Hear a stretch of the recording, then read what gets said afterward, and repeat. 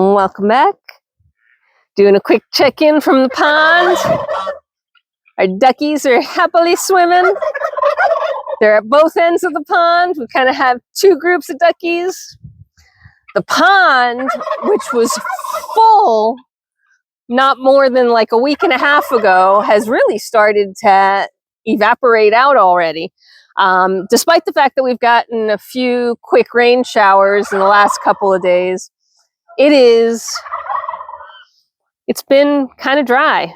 The ground is dry, which I'm not complaining about. Everything is good. I have no mud. Life is good when I have no mud. But the pond the water level's dropping a bit, and that's okay. That's good for the frogs. It's good for the tadpoles. If you caught my video of the frog sounds, it is heavy duty frog mating season. I haven't seen tadpoles yet. I am keeping an eye on that because we will eventually get a whole pond full of tadpoles, and that's a lot of fun too. So we will try and document that. But meanwhile, everybody's loving the sunshine.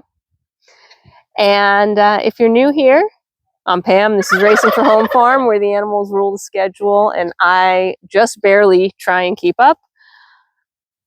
Nothing here is scripted. Nothing is planned.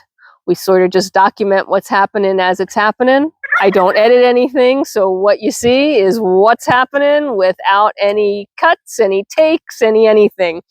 And sometimes that means I stumble. I've often fell. I've dropped cameras. It's real life, folks. And I hope you enjoy it, and I really appreciate you being here. So we've reached the time of the year where I am collecting eggs, shipping eggs, incubating eggs, making baby birds. Our birds are making birds. That's how this thing rolls. That's why you're only seeing our boy turkeys. It's also why you're seeing our boy turkeys looking like they've been through the war. During breeding season, they get all pretty blue in the head, which is always, I love it, right? I love that blue head. It's what brought me to this breed of turkey. I just love the black and white with the contrast of that bright red and that bright blue. And in breeding season, it's really bright blue. But the boys do jostle with each other for the ability to have some love making with their girls. Their girls are all in the coop right now. And then we have a guinea fowl just randomly walking around. She thinks she's a turkey. That works. I think it's a he now because I haven't gotten any guinea fowl eggs, but I've been calling it a she since it was a little bitty thing. So she it shall be, even if it is a boy. We don't name our birds anyway. Every once in a while, there's one that earns a name, but for the most part, no. The birds are just the turkey, the ducks, the chickens, the guinea fowl. And this time of the year, all you're really seeing, except for the ducks, are the boys.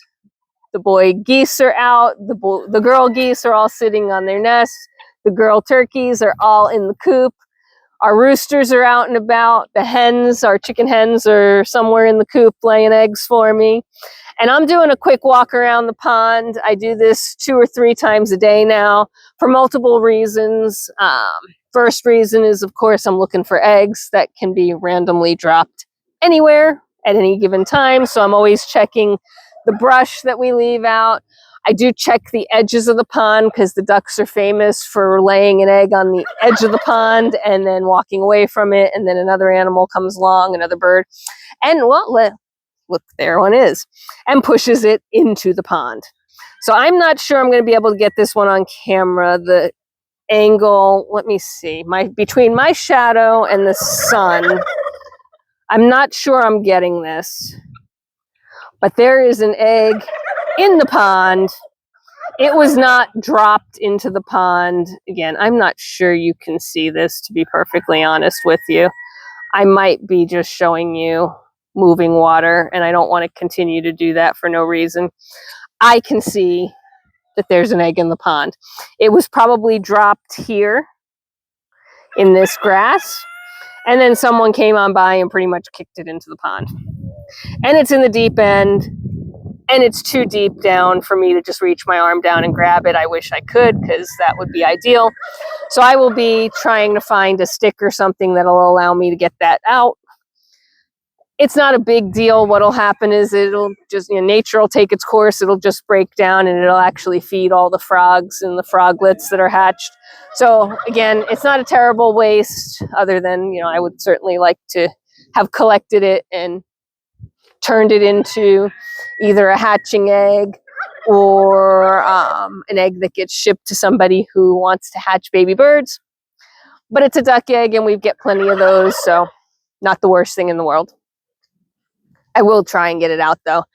And if you've been around since last year, you know that there are times that I actually go wading into the pond to go get those eggs because enough of them do drop in that I don't want them all to be decaying within the confines of the pond. But for now, a single, not so bad, and it's in the deep end, so it's unlikely that I will get it.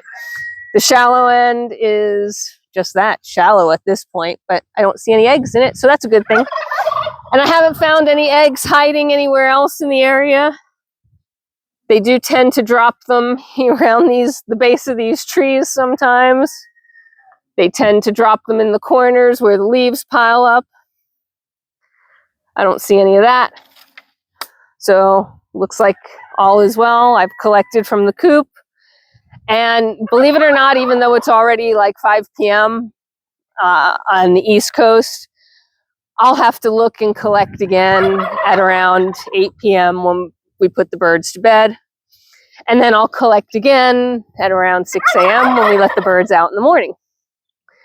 And that is the routine at this time of the year to make sure that our eggs are fresh, they don't get frozen, they're able to be incubated and hatched. And if they need to be shipped, which a lot of our eggs do, they get shipped nice and fresh and well preserved. So that's my story. I'm sticking to it.